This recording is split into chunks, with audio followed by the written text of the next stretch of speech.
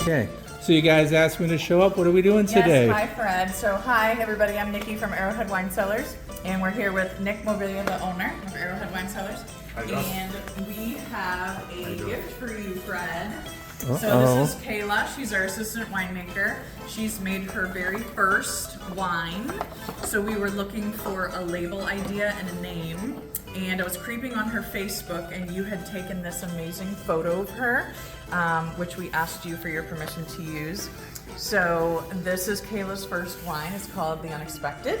Ooh. And photo by Fred Dunn. Whoa. And that is actually nice. Kayla, our assistant winemaker. That's fantastic. Kayla, what's the So, story behind that picture? Kayla would like to present you with bottle number 1 out of 1679? 77? Yep, That so you is get bottles 1 and 2, fantastic. Fred. What's the story behind this picture, Kayla? What's going on? That was my maternity shoot. Dancing in the rain. So, dancing in the rain, unexpected. That is fantastic. You know, I love it when a photo goes places that we don't think ahead about, Yeah.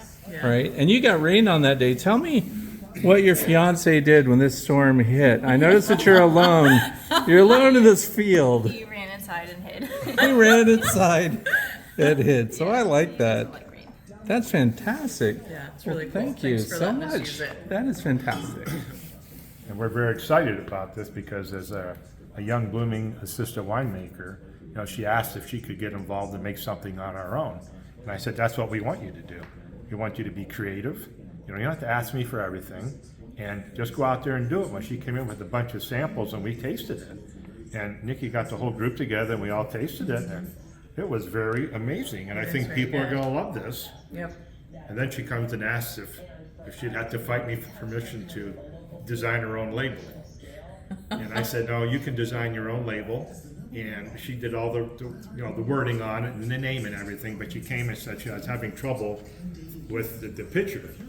I don't know what to do. And I said, well, we'll take care of that. So she left here to go home. So Nikki and I got on her Facebook page. We started looking at pictures. We came across that one. I go, that's it right there. That's Kayla. That's fantastic. Just a beautiful shot right there, and it matches the name. And this is something that we never expected. Right. As you know, a young assistant winemaker to come out with a delicious wine like that, and I think everybody's going to love it. Wow, I think that's great. What does it mean to be an assistant winemaker? You come up with your own wine. What's that mean? What do you do? What's the process? You run out in a vineyard. lot of hard work. You Yeah. discover some grapes, and you think this is it. What goes on? What do you think? What's the process? What's your inspiration for a new wine? I asked a question that didn't have an answer to it, and I said, let's do it. What's the So, question that didn't have the answer? Why you don't blend a dry red with a dry white? You don't. A dry red and a I dry didn't get white the should be answers. separate forever. So I did it. But you're a renegade, so you went in the back and kicked over a bunch of barrels and said there are going to be some changes around here. That's about how it Pretty went. much. Yeah. Okay. Getting So then, once you decide that, who's your approval process? For example, when you want to do something like that, who do you have to get that through? You guys. So Nikki and Well, we your let dad. Chris look at it first because he has a lot of experience. Okay. And then we taste it, and then we bring everybody together because everybody has a very good palate around here. Okay. So there are like 10 of us that tried it, and everybody just, you watch the smile on their face, and I said, that's a good sign. Yeah, and when you mention everybody around here, where are we? What are we talking about? Well, this is This everybody is- that works in the winery. And what's the winery? What's the name of it? That's Arrowhead Wine Cellars. And where are you guys located? We're in Northeast Pennsylvania. Northeast Pennsylvania, where everything worth drinking happens, Yes, it does. right? Yep, And so how long have you been here? Well, we're the third generation, and Nikki's the fourth. Nikki and Jenny are going to be the fourth generations on the farm. Yeah. My grandfather immigrated here from Sicily after World War I. And he set his roots down here, and he was in, tree fruits, vegetables, animals, grapes, like everybody did back then. Then over the years, we sort of just focused. The economic times make you focus. So you do a couple things, you got to do it better than anybody else. So our juice business is what our foundation is, and then we started the winery.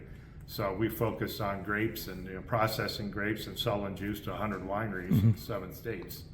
100 wineries Yes. in 7 states. Yes, we ship juice all over the world. Wow. Man, we really- And so you've handed everything over to Nikki. Oh, no.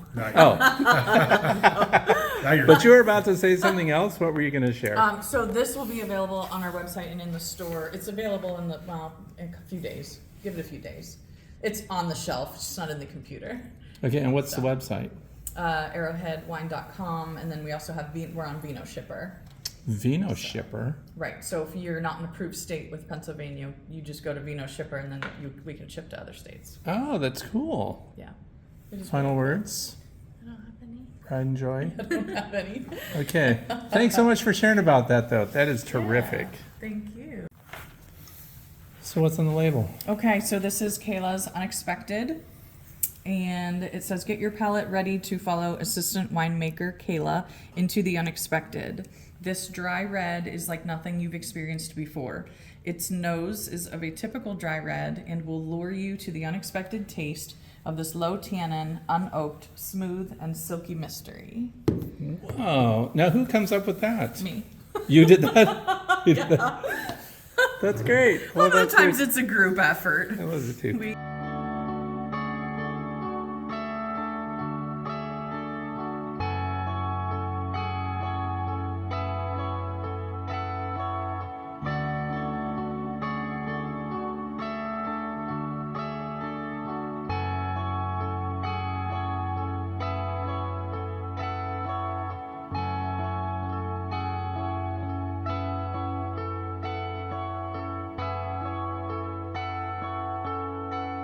So, Bright tank. Yep, so these first 2 tanks are called Bright Tanks. You make root beer? We do, I'll give you some. I would. It's in this tank? This one right here. Yep, B1. carbonated. So Yeah. it's root beer? It's root beer soda. It's old fashioned. Tell me about that process. So my great grandfather owned a pop company called Dixie Cola. So Dixie we Cola. refiled for the trademark name for the root beer from Chautauqua Beverages. That was his company. So we make root beer soda now, non-alcoholic. So that has to stay in there about a week. So we'll be bottling that next week on this line. Oh. Yep, and then the rest of these are wine tanks. Root The ones beer with the little bubbles or rivets, those are jackets. So there's glycol. Oh, so these dimples, what you're calling these Yeah. bubbles, these are, so that's a thermal jacket around the jacket, tank? yep. And So so you can- what kind of temperatures does it hold there? We usually run the glycol, I want to say at like 32, but I mean, you can control every tank with a valve in the back. So, What's the capacity of one of these tanks? These ones are 1,100. 1,100 gallons. Yep, our biggest tank is 3,000 gallons. 3,000 gallons. And what Yep. about these Got in the room for a background lot. here with a ladder up against it? I think those are 1,100s or 1,500s. Oh, so they're little ones. Okay. Yeah, they're tall and skinny. Are these built in place or are they made and shipped here? So a lot of these came from overseas, but come to this back row. So we actually hired our own welder.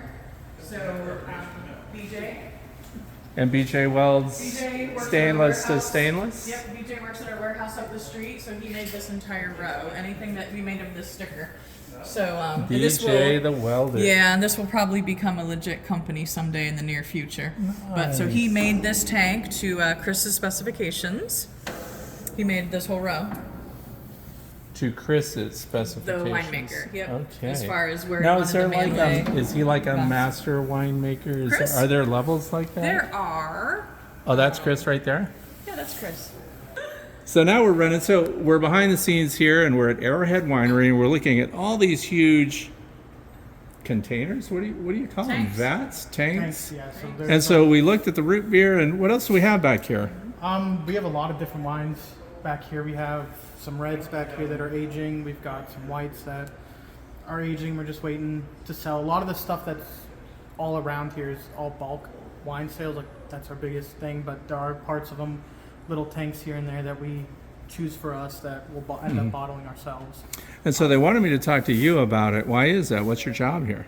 I'm the executive winemaker here. Executive winemaker. Yes. So what's that job profile like? Well, so I mean, probably the biggest thing would be harvest. Is like just looking at all the grapes coming in, looking at the numbers, deciding when the pH is right on the grape, the titratable acidity. So that's kind of like that Titratable acidity. God, there's a lot of chemistry. I in like that winemaking. terminology. Yeah.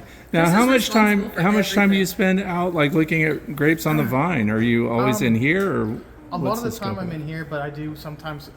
Our chemist Derek spends more time out there because he has to go out and grab samples. But every now and then I'll actually go out there with him. And you grab samples. What are you grabbing? Actual grapes, or Yes, so we'll actually go out there and we'll try and find the grapes that are they're an example for the whole The whole lot. the whole lot. Yeah, you so don't just pick you don't the just good go one. out and pick the best ones because those ones may have gotten just a little bit more sunlight, a little Right. bit more water, so you try and Yeah. go out there, you pick good ones, but then you also pick some that are not that far ahead. now when does that start? What's that season look like? So that is probably we'll start grabbing samples. I think July-ish, Yeah, start of July, August is like. August. So that'll be after Veraison, and that's kind of when the grapes start to turn color. Okay. So that's when like your reds will turn from green to red, and your white wines will actually turn from like a darker green to kind of fluorescently looking, like see-through. Okay. And then that's when they are starting to accumulate sugar. They'll be around like 7 or 8 brick at that point, which is just a measurement of the sugar in the Now, grape. 7 or 8 brick, is that one of the things your chemist handles, determining what the Yes, so we have these machines, sugar levels are, or refractometers. something, or particulates? Yeah, we'll test it on a refractometer where it's just you take you squeeze the grape. This is it right here, actually. So what you'll do is you'll squeeze the grape and get the juice, and you'll take a little drop Yeah. and put it on Okay. there, and it'll read. Because we use refractometers for honey as well to determine Yeah. water content and everything. Okay, that's interesting. But so then we'll follow that along, and then again with the pH and the titratable acidity, and eventually, when it's around the right time, where all the numbers are right, we'll pick it. On our red wine grapes, we like to try and have them hang as much as we can to get around anywhere between 22 and 25 brick is kind of the sweet spot for those ones. But then there's ones like Niagara, which is usually starting at about after 14 or 16 brick, it starts to give off this kind of diesel-y taste and aroma A to it. diesel-y taste. Okay, so that's a stage that you're Yeah, you're that's a passing. stage that we're trying to avoid. So that's why Okay. we'll pick them a little earlier, around that 14, 15 brick, and then we'll chaptalize it ourselves, which is adding the sugar to it and getting that up Oh, to okay. getting that up to the brick that we want, so that when we ferment it, it'll have the alcohol that we're looking for. Oh, that's interesting. So, first of all, how many different grape varieties are we talking about here? 30 something. Just Yeah, roughly just 30? Probably like 30. Is there one? Is there what's the newest variety, and why would that be here? I'd say probably the Gruner is probably the newest one for us, because Yeah. I think we picked that one up last year. Yep. Yeah. We get that one from Alan Rassi grows Alan it. He's a Rassi, yeah. beekeeper. Right up Okay. the street. Okay. yeah. And so, what made you decide to pick that? I think it's just we wanted to try something Yeah. new. Try something different. Yeah, new. something different. Okay. And then the oldest, the longest standing variety. Concord. Yeah, Concord. Okay. Yeah. I think the biggest thing is this. We're trying to revamp our dry red wines around here. So Okay. I don't know if you saw them when you walked in the barrels out there in the Yeah. front room. So Uh-huh. we've switched over to going back to it. We're macerating the grapes when we bring them in, so that's ferment. Like we're having them ferment and sit on the skins longer Yeah. to pull as much of the tannin and phenolics out of the grape skins into the grapes and keep that beautiful dark red color. Okay. And then we'll have them age in those barrels to get that oakiness from it. Okay. So the barrels. At what point do they actually? Does all wine end up in a wooden barrel eventually? Not all wine. Okay. So how do you decide what goes into a barrel and what stays in like tanks like a lot these? of the ones is kind of your dry reds, the ones that you want them. So like the point of the barrel is to get the oakiness from it, or if there's a char in the barrel, kind of get some of that char. Yeah. But the biggest thing is the micro oxidation that happens in there. So it slowly is letting oxygen in. So it's kind of browning the wine, but not like more bricking it, so that you're not actually oxidating the wine and giving it kind of, when wines oxidate, they have this kind of rotten apple smell to them. Okay. So what we're trying to do is Yeah. bring just a little bit of that in to change the flavor and manipulate Okay. it a little bit. what's the favorite part of your job here? Probably barrel aging wines. Barrel aging Yeah, wines. Barrel aging the wines. You have a collection of wine at home? I do. Yeah, I try to. Yeah. Whenever I go around, I try to pick some wines and stuff. Yeah. I've got a couple ones that we aged here. We aged in Geraldigo that turned out really well, and I have. A Now, couple do you, bottles of that. when you're targeting a certain aspect of wine that you're trying to develop, do you travel all over and like sample wine elsewhere and try to figure out how they did what they're doing? I And try to. Like usually, do? if I go on a trip or something, I'll look up and see what wineries are kind of the best reviewed ones and stuff, and go there and see them. Yeah. Like I was just in Virginia, and I Okay. went and looked at a whole bunch of wineries there, and I mean, the vineyards, going there, looking at them, you know, it's beautiful, and then just also seeing the different weather they have. Yeah. You know, it's a 6-hour drive, but it was 90 degrees down there, and it was 50 up here that same weekend. right. So you talk about climate. Why are we here in Northeast? Well, Yeah. I mean, what's good about, how did this end up being like such a big grape center? What's favorable about this part of the world? The lake. the lake, yeah, I'd say probably the So lake. Lake and Erie. just- Cold, Yeah, cold winters and then the hot, dry summer. yeah. Okay. And that cold winter reference leads me to ice wine. What is that? So ice wine is actually grapes that have been left out to basically raisin. Okay. And what a lot of people will do is actually put a giant net over the vines, Okay. so that then they'll come through after they've raisined and now they're all shriveled up and about that size. And those ones are like over 28 brick, so you're gonna have a ton of sugar left over after you ferment it, and some of them even higher than that. But then they'll actually go through with shears and cut everything and shake the vines so everything will fall down so it doesn't fall on the ground, because for every little raisin you press, you get such a small amount out of it. I don't know the exact thing per It's like nothing. acre. Yeah. But I I mean, mean, you're pressing raisins. yeah. So Right. I, mean, I honestly don't know how much. Like if you had 2 tons of grapes, I don't know exactly how much you get of it. But normally, Yeah. I mean, we only bottle about a barrel's worth. A barrel. Yeah, just one like Is little it- plastic. Is blue it barrel. popular?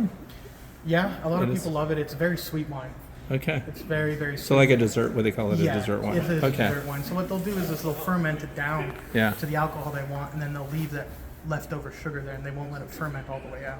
Yeah. So Wow. Well, I want to thank you for your time, and problem thanks at for all. talking Yeah, to of us, course. and super interesting stuff. I appreciate yeah, no, it. it's really interesting, and especially. Is that there harvest. any one thing you want to share about what you do and why it's awesome? Honestly, it's just kind of being able to craft stuff and work Yeah. with things and take different wines that you may not have thought would work together, and then you try it, and Yeah. you know it's the next best thing. Just And how- like my assistant Kayla did. You know, she took a white wine and a red wine Sure. and blended them together, and now it's this really great wine. Yeah. And how long have you been doing this? I've been doing this for head winemaking. I just hit the year mark. The year mark. Yeah, Okay. coming up on a year here soon, and then but in total I've been here probably 3 years almost. So, 3 years. Okay. So it's a good track, you think? Yeah. What's next for you? Just Don't name another winery. Well, actually, What's now your that you goal? mention it, Where are you headed? I don't know. I mean, eventually one day in the far future, maybe have my own little small place. Okay.